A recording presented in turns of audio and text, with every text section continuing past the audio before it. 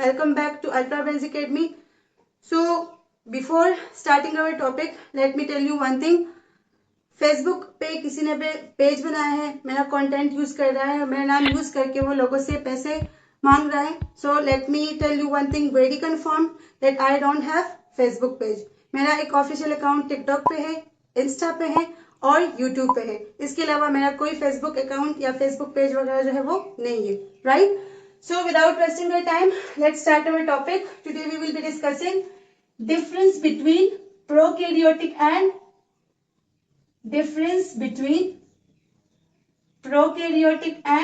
or you can say prokaryotes and eukaryotes.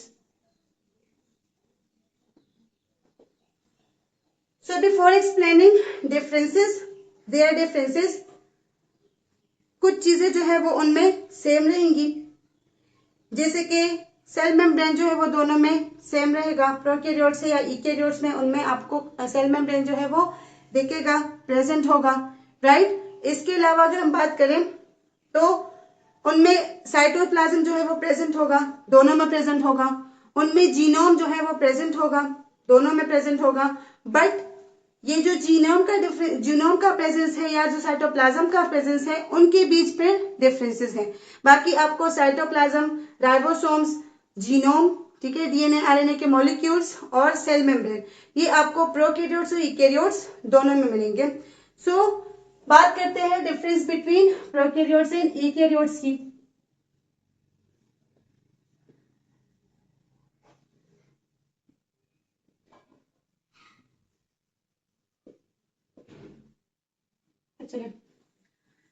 So prokaryotes की अगर हम बात करें, so we already I think we have discussed about prokaryotic origin के prokaryotes जो है ये तकरीबन, पहले हम कुछ सिंपल डिफरेंसेस को फाइंड आउट करते हैं, डिस्कस करते हैं, उसके बाद कुछ कॉम्प्लेक्स को स्टडी करेंगे. तो सिंपल डिफरेंसेस में अगर देखें तो यही स्ट्रक्चरल डिफरेंसेस उनका होगा.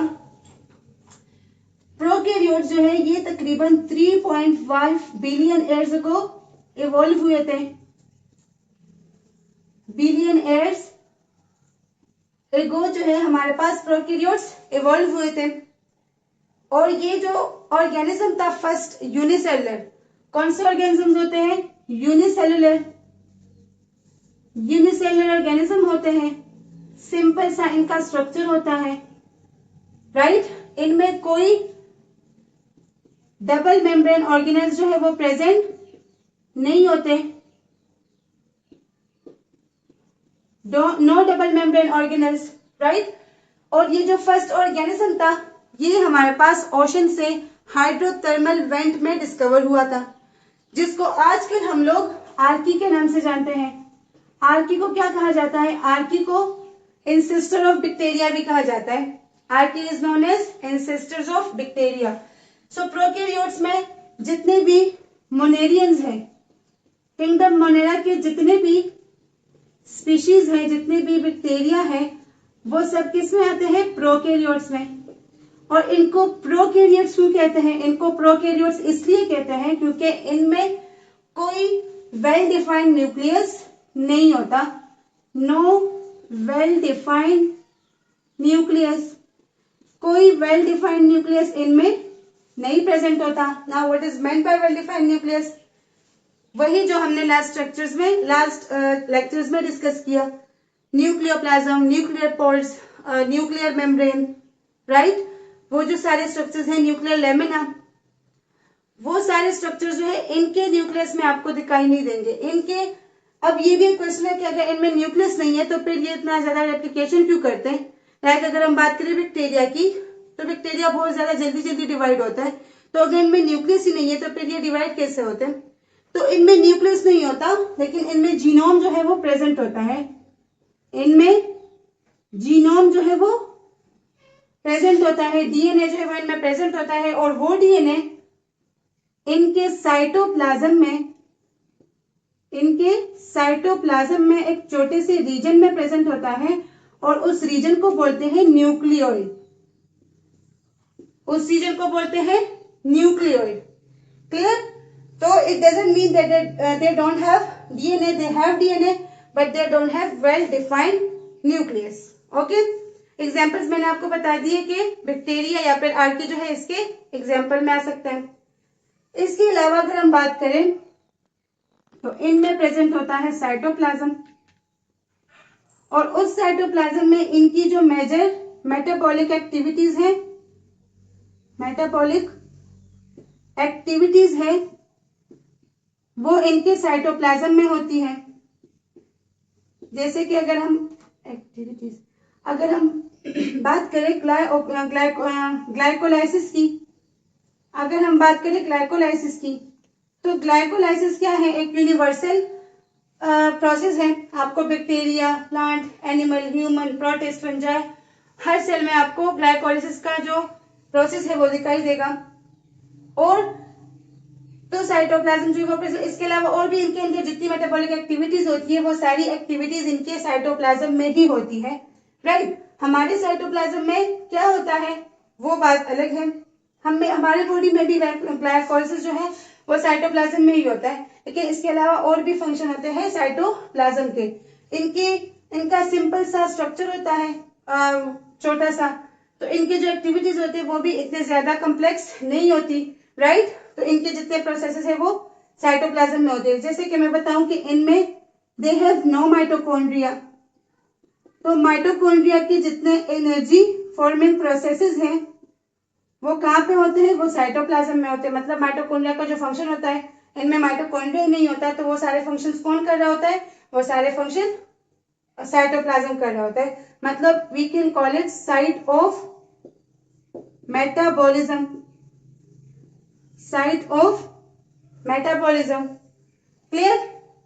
इसके अलावा अगर हम प्रोकैरियोटिक सेल के साइज की बात करें तो ये तकरीबन 0.1 nanometre to micrometre to 5.0 micrometre इनका क्या होता है? सेल का साइज होता है। अगर हम अपने साइज की बात करें सेल की, तो वो फिर इससे थोड़ा सा बड़ा होगा, राइट। इसके अलावा अगर हम बात करें तो इनमें प्रेजेंट होते हैं प्लाज्मिड, जो कि एक्स्ट्रा सर्कुलर डीएनए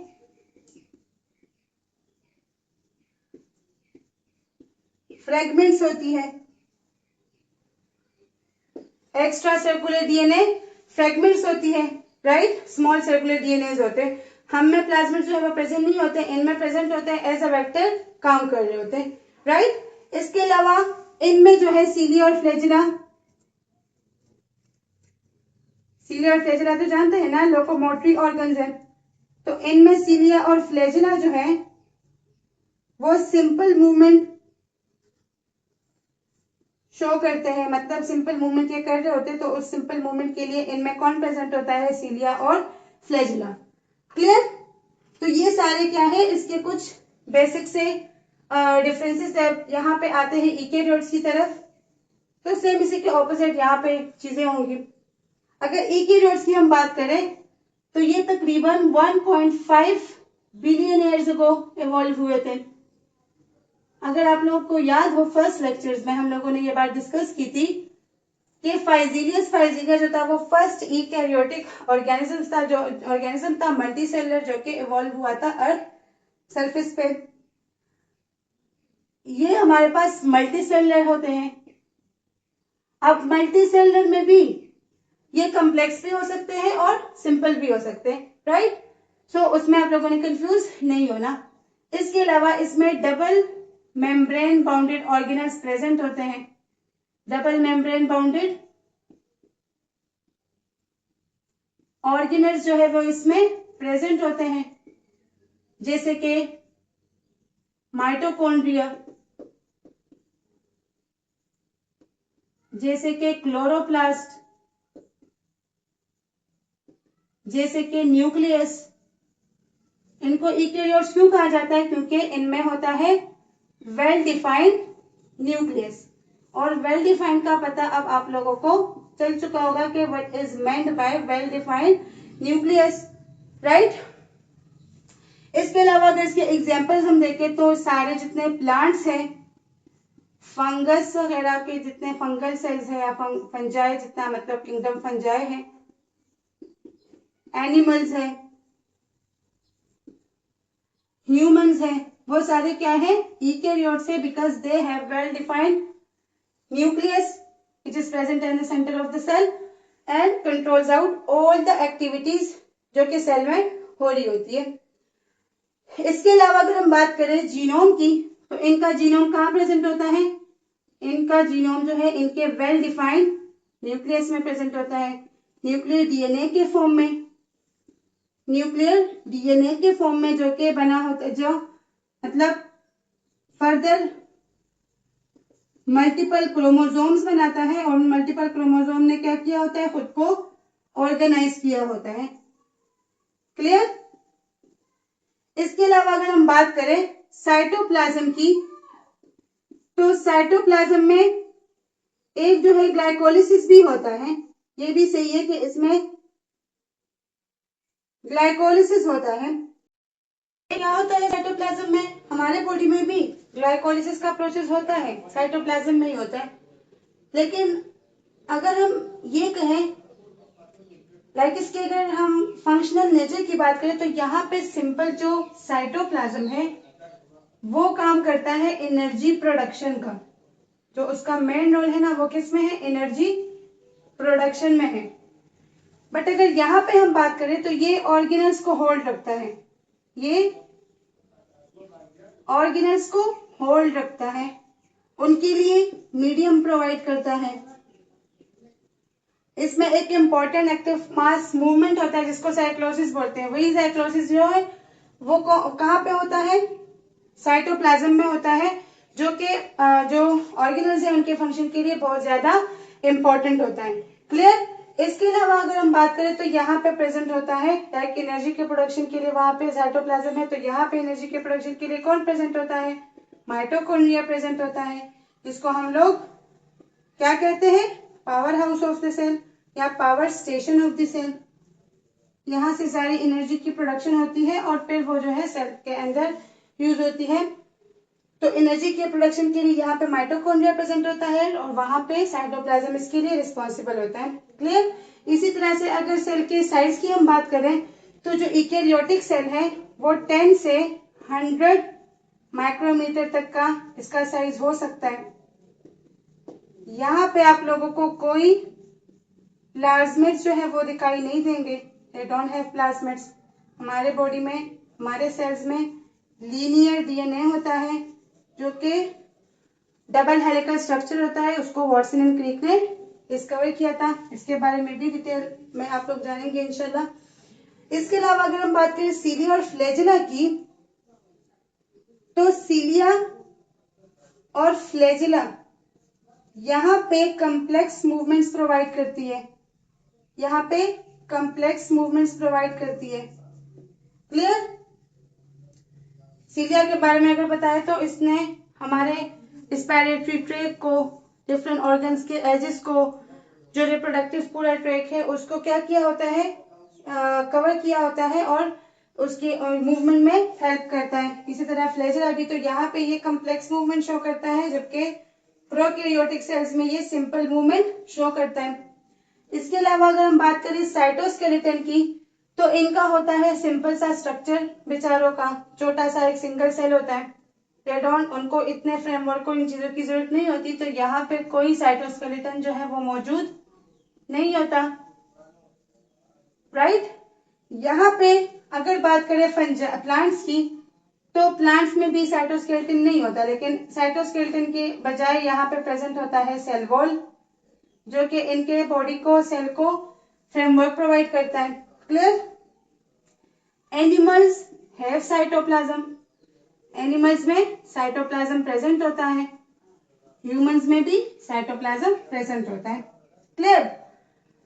इसके अलावा बात करें सेंट्रियोल्स की, इसके अलावा बात करें सेंट्रियोल्स की, तो सेंट्रियोल्स जो है वो भी यहाँ पे आपको दिखाई नहीं देंगे, और यहाँ पे भी आप लोगों को प्लांट्स की अगर हम बात करें तो हायर प्लांट्स में, higher plants don't have centrioles, but जो छोटे मोटे लोअर प्लांट्स हैं, लाइक जो वेस्कुलर ब्रायोफाइट्स है, एल्गी है, ब्रायोफाइट्स है, एल्गी है, तो इसमें आप लोगों को सेंट्रियोल्स मिलेंगी। बाकी जो हाइयर प्लांट्स हैं उनमें आपको कोई सेंट्रियोल जो है वो दिखाई नहीं देंगी। So these were some simple differences between prokaryotes and eukaryotes. चलिए इसको भी मैं बता दूं कि यहाँ पे जो डीएनए होता है वो क्या होता है, सर्कुलर डीएनए होता है। यहाँ पे सर्कुलर डीएनए होता है, जबकि यहाँ पे क्या होता है, लीनियर डीएनए होता है। डबल हेलिकल स्ट्रक्चर होता है लीनियर डीएनए का, जबकि यहाँ पे सर्कुलर डीएनए जो है वो प्रेजेंट होता है, राइट। यहाँ पे जो राइबोसोम्स होती हैं, जो राइबोसोम्स होती हैं, we all know that they are 70s, और 70s की कहानी मैं राइबोसोम के स्ट्रक्चर में समझा चुकी हूँ। उस लेक्चर को जाके देखें तो आपको राइबोसोम 70s और 80s के बीच डिफरेंस समझ आ जाएगा। और अगर ईकैरियोट्स में हम बात करें तो ईकैरियोट्स में जो राइबोसोम्स होती है वो कितनी होती है, 80s होती है। क्लियर? ईकैरियोट्स में आप लोग को राइबोसोम्स कितने दिखाई देंगे, 80s, और वहां पे आपको राइबोसोम्स कितने दिखाई देंगे, 70s। तो यहाँ तक सारी पॉइंट्स जो है तो होपफुली आप लोग को अच्छे से क्लियर हो चुकी होंगी, कोई डाउट जो है वो नहीं होगा। तो इम्पोर्टेंट पॉइंट्स नोट कर ले, बल्कि सारे ही इम्पोर्टेंट हैं, राइट। अगर आप लोगों ने कॉन्सेप्ट्स क्लियर करने हैं, फ्रेमिंग को अवॉइड करना है, तो ये सारे पॉइंट्स बहुत ज्यादा इंपॉर्टेंट है, इसको नोट डाउन कर ले या स्क्रीनशॉट वगैरह ले ले। इसके बाद इसके बीच कुछ और डिफरेंसेस है उसको हम डिस्कस करते हैं और फिर करते हैं अपने लेक्चर को खत्म। मैं वीडियो को चेक कर लूं, ये हमेशा मेरे साथ ऐसा कर देती है, स्टॉप हुई होती है, मैं पूरा लेक्चर कर लेती हूँ, जब देखती हूँ वीडियो स्टॉप हो चुकी होती है। सो वीडियो ऑन है, ले लिया आप लोगों ने स्क्रीनशॉट, नोट कर लिया इंपॉर्टेंट पॉइंट्स।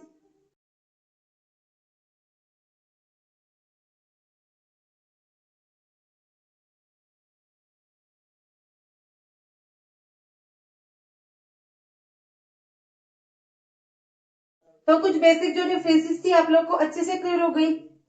अब बात करते हैं प्रोकैरियोट्स में भी क्या होते हैं हमारे पास। प्रोकैरियोट्स में क्या होते हैं, इसमें भी फोटोसिंथेटिक,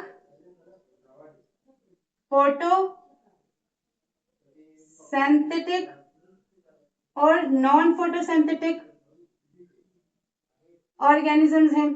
फोटोसिंथेटिक ऑर्गेनिजम्स हैं, तो नॉन फोटोसिंथेटिक को तो एक साइड पे कर दें, वो तो इन्हीं के उस पे जो है जिंदा रहते हैं। अगर फोटोसिंथेटिक की बात करें, हम फोटोसिंथेटिक ऑर्गेनिज्म की हम बात करें, तो इनके पास प्रेजेंट होता है क्लोरोप्लास्ट। क्या प्रेजेंट होता है, क्लोरोप्लास्ट। इस क्लोरोप्लास्ट मॉलिक्यूल के साथ होता है, इसमें एक पिगमेंट प्रेजेंट होता है जिसको बोलते हैं क्लोरोफिल, जो कि लाइट को कैप्चर करके फोटोसिंथेसिस का प्रोसेस इनिशिएट करवाता है। तो आप लोगों को प्रोकैरियोट्स में वैसे तो क्लोरोफिल के बहुत ज्यादा टाइप्स हैं, लेकिन आपको प्रोकैरियोट्स में जस्ट क्लोरोफिल ए मिलेगा, राइट। इसके अलावा क्लोरोप्लास्ट में प्रेजेंट होते हैं thylakoids. Again I am reversing you back to the topic. Chloroplast वाले लेक्चर में जाए तो आपको ये सारी पॉइंट्स क्लियर हो जाएंगी कि क्लोरोप्लास्ट क्या है, थाइलाकोइड क्या है। थाइलाकोइड मेम्ब्रेन पर कुछ प्रोटीन बाउंडेड सिस्टम्स होती हैं, और उन सिस्टम्स को कहते हैं फोटो सिस्टम्स। वो फोटो सिस्टम्स जो है वो दो किस्म के हैं, photo system 1 and photo system 2। तो आप लोग को प्रोकैरियोट्स में जो फोटोसिंथेटिक बैक्टीरिया है, साइनोबैक्टीरिया, ब्लू ग्रीन एल्गी, तो वहां पे आप लोगों को जस्ट एक मिलेगा फोटो सिस्टम, जस्ट एक फोटो सिस्टम मिलेगा। कहाँ पे, थाइलाकोइड्स के मेम्ब्रेन पे। और फोटो सिस्टम होता क्या है, प्रोटीन बाउंडेड सिस्टम्स होते हैं, राइट। तो ये एक पॉइंट हो गया, बल्कि 2-3 पॉइंट्स हो गए। इसके बाद बात करते हैं प्रोकैरियोट्स में इसके बाद बात करते हैं प्रोकैरियोट्स में जब फोटोसिंथेसिस का प्रोसेस होता है और बनता है ग्लूकोज, तो एक ग्लूकोज मॉलिक्यूल से यहाँ पे 38 एटीपी के मॉलिक्यूल्स बनते हैं। Adenosine triphosphate, energy currency of the cell. ये क्या है? Energy currency of the cell है, राइट। तो एक ग्लूकोज मॉलिक्यूल से कितने? 38 एटीपी के मॉलिक्यूल्स बनते हैं, राइट। इसके अलावा अगर हम बात करें तो यहाँ पे लास्ट वाले लेक्चर में ही हम लोगों ने हिस्टोन्स के बारे में डिटेल में डिस्कस किया है। यहाँ पे जो हिस्टोन प्रोटीन्स होती हैं वो एब्सेंट होती है। यहाँ पे कोई आपको हिस्टोन प्रोटीन जो है वो नजर नहीं आएंगे। क्लियर? इसके अलावा एक दूसरे डिफरेंस को समझते हैं। इनमें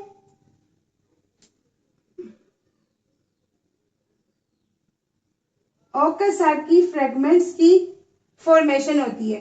जब डीएनए रेप्लिकेशन होता है ना, तब ओकाज़की फ्रेगमेंट्स जो है वो बनती हैं। जब डीएनए रेप्लिकेशन का प्रोसेस होता है तब क्या होता है? ओकाज़की फ्रेगमेंट्स बनते हैं। अब ओकाज़की फ्रेगमेंट्स जो है ये क्या है? ये हमारे पास शॉर्ट सीक्वेंसेस ऑफ डीएनए होते हैं। ये ओकाज़की फ्रेगमेंट्स क्या होते हैं? दीज आर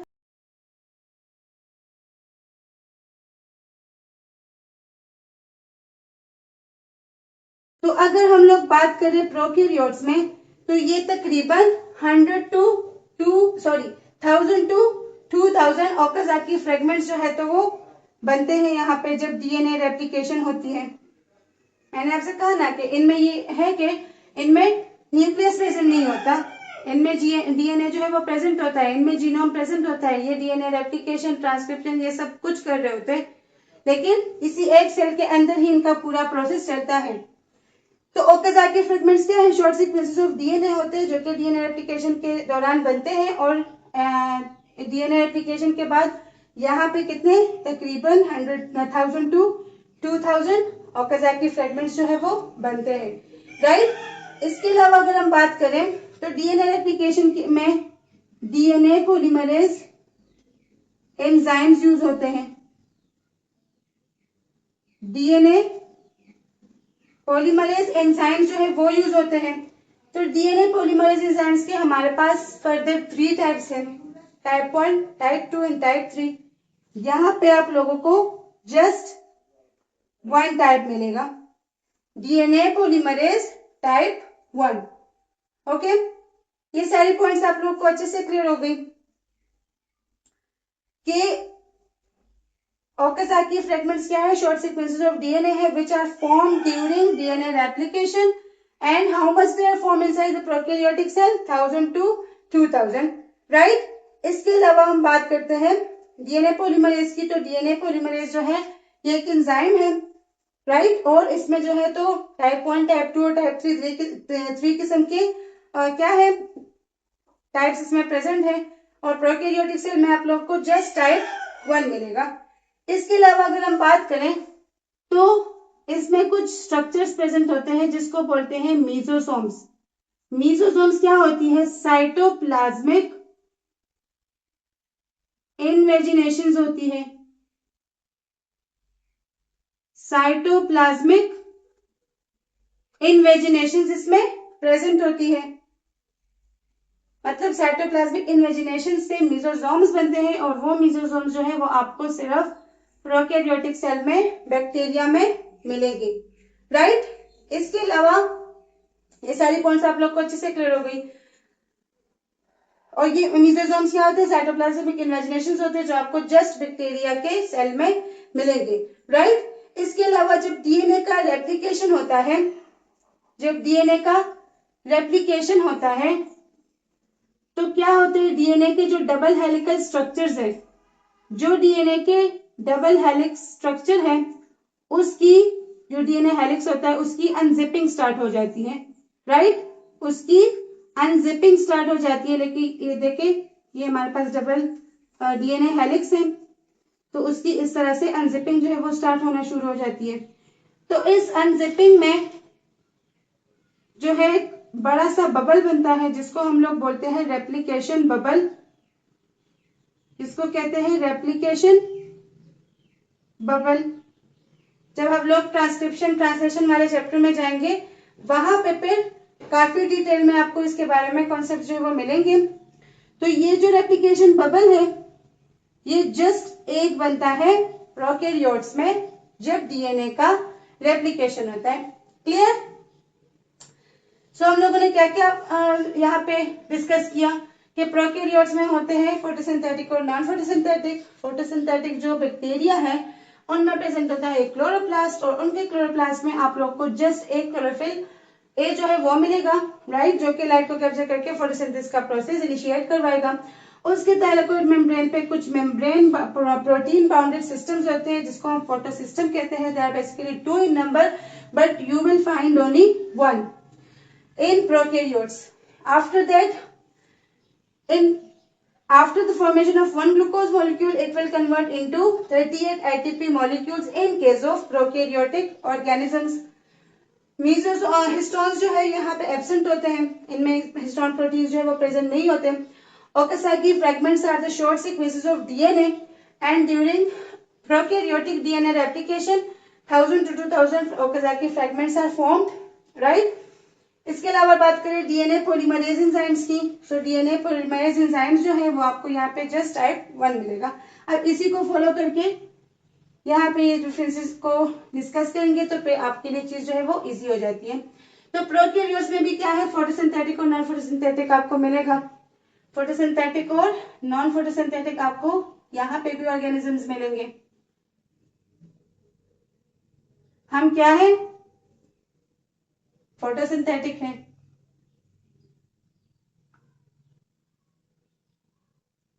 हम कहाँ के फोटोसिंथेटिक हुए, हम तो फोटोसिंथेसिस का प्रोसेस करते नहीं है। We are non photosynthetic, right, we are non photosynthetic heterotrophic. Plant जो फूड प्रिपेयर करता है हम उसी को लेके, अब ऐसा नहीं है कि आप ऐसा हो कि कोई पूछे कि हम जो है तो प्लांट अपने लिए फूड जो है वो खुद प्रिपेयर करता है, तो आप लोग भी कह के हम भी तो खुद प्रिपेयर करते हैं, हम भी तो सारा खुद बनाते हैं, सो हम भी क्या है, फोटोसिंथेटिक है। नो, फोटोसिंथेसिस का प्रोसेस है वो जस्ट प्लांट्स में होता है। क्लियर? तो प्लांट्स में जो फोटोसिंथेसिस का प्रोसेस होता है तो उसके लिए भी उनमें प्रेजेंट होगा क्लोरोप्लास्ट, जिसको हम लोगों ने लास्ट वीडियोस में डिटेल में डिस्कस किया है। तो उस क्लोरोप्लास्ट में आप लोग को क्लोरोफिल ए के अलावा और भी क्लोरोफिल के मॉलिक्यूल जो है वो मिलेंगे। क्लोरोफिल बी भी वहां पे मिलेगा, कुछ और भी टाइप्स हैं कॉम्प्लेक्स, ठीक है। तो वो सारे क्लोरोफिल ए के अलावा जितने भी मॉलिक्यूल्स है वो आपको वहां पे मिलेंगे। जिस तरह से क्रोमो, उसमें अगर हम देखें क्लोरोप्लास्ट में, तो इसके अलावा क्रोमोप्लास्ट, ल्यूकोप्लास्ट और सारे वो जो जितने पिगमेंट्स हैं वो आपको यहाँ पे दिखाई देंगे। जस्ट एक क्लोरोफिल जो है वो प्रेजेंट नहीं होता, और भी होती है, राइट। इसके अलावा ये पॉइंट्स आपको क्लियर हो गए। फोटो सिस्टम की हमने बात की थी, तो फोटो सिस्टम जो है वो यहाँ पे दोनों होते हैं, 1 भी होता है और 2 भी होता है, राइट। कहाँ पे होते हैं, थाइलाकोइड मेम्ब्रेन पे प्रोटीन बाउंडेड सिस्टम्स होती है, लेकिन यहाँ पे आपको दोनों दिखाई देंगे। एक ग्लूकोज मॉलिक्यूल जो है 36 एटीपी मॉलिक्यूल्स में कन्वर्ट होता है। कितने? 36 एटीपी में। Let me check out the video. 36 ATP molecules में एक ग्लूकोज का मॉलिक्यूल जो है वो कन्वर्ट होता है।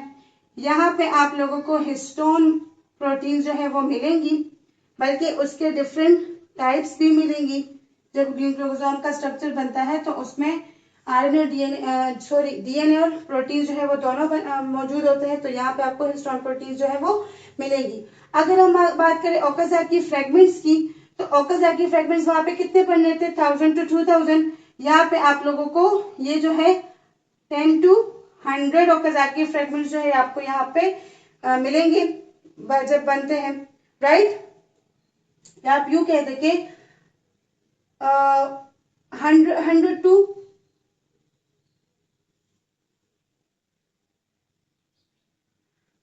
to 200 ओकाज़की फ्रैगमेंट्स जो है वो यहाँ पे बनते हैं, क्या होते हैं, शॉर्ट सीक्वेंसेस ऑफ डीएनए होते हैं, राइट, जो कि रेप्लिकेशन के वक्त जो है बनते हैं। यहाँ पे आपको डीएनए पॉलीमरेज 1 भी मिलेगा, 2 भी मिलेगा और 3 भी मिलेगा, क्योंकि यहाँ पे जो स्ट्रक्चर होता है, जो प्रोसेस होता है वो काफी कॉम्प्लेक्स होता है, तो यहाँ पे आपको तीनों मिलेंगे, राइट। इसके अलावा यहाँ पे कोई मीजोसोम्स जो है वो प्रेजेंट नहीं होते, नो मीजोसोम्स आर प्रेजेंट हियर। इसके अलावा हमने बात की थी उसकी रेप्लिकेशन बबल की। रेप्लिकेशन बबल क्या है? जब डीएनए के डबल हेलिक्स की अनजिपिंग होती है तो हमारे पास क्या बनता है, ओरिजिन पॉइंट से रेप्लिकेशन स्टार्ट हो जाती है तो वहां पे रेप्लिकेशन बबल बनता है। तो यहाँ पे आप लोगों को मल्टीपल रेप्लिकेशन बबल्स जो है वो दिखाई देगी, राइट। सो हम लोगों ने क्या क्या डिस्कस किया? क्लोरोप्लास्ट को दोनों के बीच डिफरेंस उससे डिस्कस किया, पैराकॉर्ड मेम्ब्रेन पे मौजूद फोटोसिस्टम्स को डिस्कस किया, ग्लूकोज मॉलिक्यूल जो है तो वहां पे 38 एटीपी में, यहाँ पे 36 एटीपी में कन्वर्ट होता है, वहां हिस्टोन प्रोटीन्स नहीं होते, यहाँ हिस्टोन प्रोटीन्स होते हैं। वहां पे ओकाजाकी फ्रेगमेंट्स जो है वो 1000 से 2000 बनती है, यहाँ पे 100 से 200 बनेंगी। डीएनए पॉलीमरेज यहाँ पे आपको जस्ट 1 ही दिखाई देगा, सिंपल सा इनका स्ट्रक्चर होता है, तो इनके प्रोसेसेस भी काफी सिंपल होते हैं, that's why they don't need to have so much enzymes और हैविंग अ कॉम्प्लेक्स स्ट्रक्चर। तो इसी वजह से यहाँ पे आपको जस्ट टाइप 1 का एंजाइम जो है वो मिलेगा, जबकि यहाँ पे आपको टाइप 1, 2 एंड 3 तीनों मिलेंगे। They have mesosomes which are the cytoplasmic invaginations and they don't have mesosomes, right? replication bubble यहाँ पे एक बनता है when DNA replication starts, the double helix of the DNA starts unzipping and in the initiation there forms a bubble that is called replication bubble. So here one replication bubble is formed and here if we see we have multiple replication bubbles. So this was all about today lecture. We have discussed almost every difference between prokaryote and eukaryotic cell. Hopefully आपको कोई doubt इसमें नहीं होगा। Still if you have, again I am telling, let me know in the comment section. जिस भी question में जो भी डाउट होता है, जितने भी मेरे स्टूडेंट्स हैं, you all just feel free to ask. मैं कमेंट्स में आप लोगों के क्वेश्चंस के आंसर जो है वो दूंगी, और लेक्चर को अच्छे से रिवाइज करें। This was the last topic of our chapters है स्ट्रक्चर एंड फंक्शन। इसके बाद मैं कुछ एमडीकेट लेवल के एमसीक्यूज जो है वो आप लोगों से शेयर करूंगी। 2 लेक्चर शायद उस पर आ जाए, जिसमें हम लोग तकरीबन 40, 50 एमसीक्यूज को सॉल्व करेंगे हार्ड लेवल के, क्योंकि इजी तो आप लोग वैसे भी सॉल्व कर लेते हो। हम जो है हार्ड लेवल के एमसीक्यूज को सॉल्व करेंगे, that will help you much more in cracking MDCAT. तो अपना बहुत सारा ख्याल रखें, पढ़ाई करते रहें, अपने माँ बाप का नाम रोशन कीजिए। All the very best, thank you so much.